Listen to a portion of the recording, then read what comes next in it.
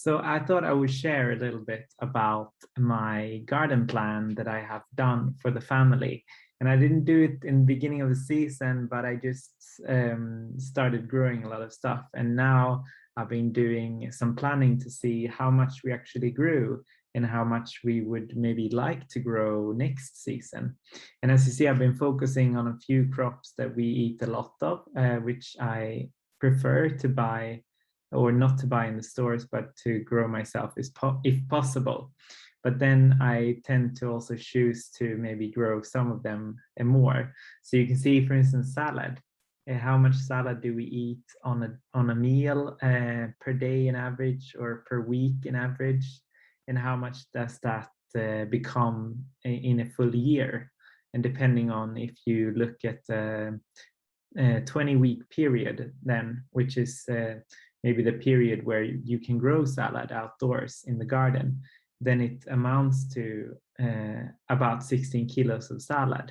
And I have been managing to grow half that this year actually on my 2 to 3 square meters. So I think I need about double that space, like 4, maybe 8 square meters in total to grow all my salads. So that's, for me, the biggest bang for the buck in terms of taste and experience of growing my own salad instead of buying it from Italy.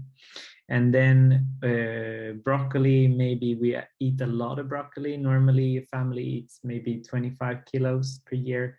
I would think that we eat a lot more if we have them, if we have access to really good broccoli, we would eat perhaps up to 100, and that would need more space. And I'm not sure I'm going to grow all that. But when it comes to kale, for instance, that's, in my opinion, much more easy to grow, and I can harvest it up until December or even February after the snow and the frost and everything.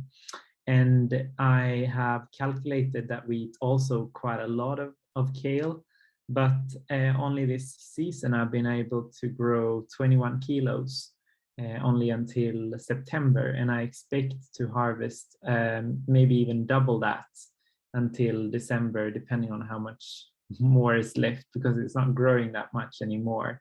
So maybe at least 36 kilos. And I'm pretty much like not halfway through our goal, but at least during a few weeks or a quarter, or like the summer season of the year, will be pretty much self-sufficient on kale, or we have been.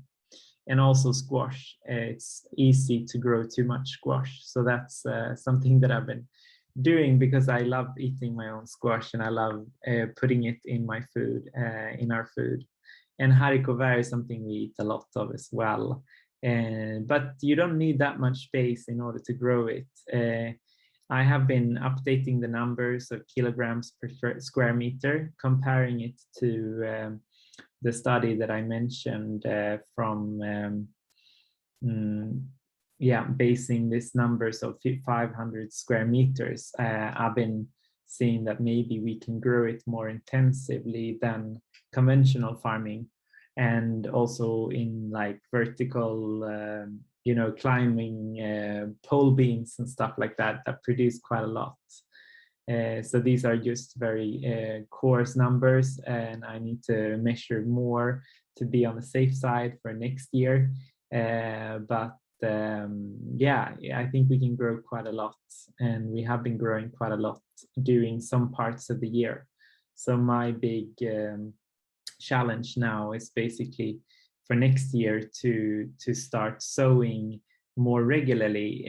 Spinach, for instance, arugula, which is one of my favorite salad greens, and also different types of salad crops, salads, like green and brown and whatever colors. I love that. But I've only sown once, maybe twice this year, and I should have sown maybe every second week. So that's a big lesson learned for me. But as you see, I've grown quite a lot. I think about 90 kilos. I haven't put all the numbers in. I've grown a lot of tomatoes and cucumbers as well.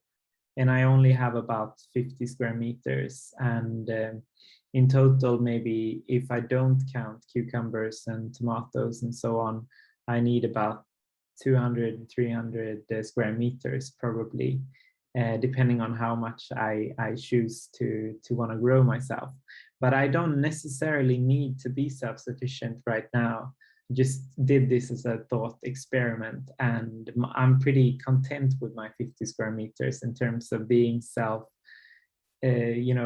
producing my own vegetables during a part of the year, and specific vegetables that I really enjoy as well.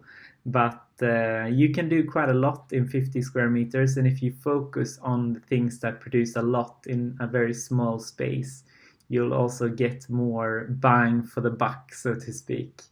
More return on your investment of time and energy, etc.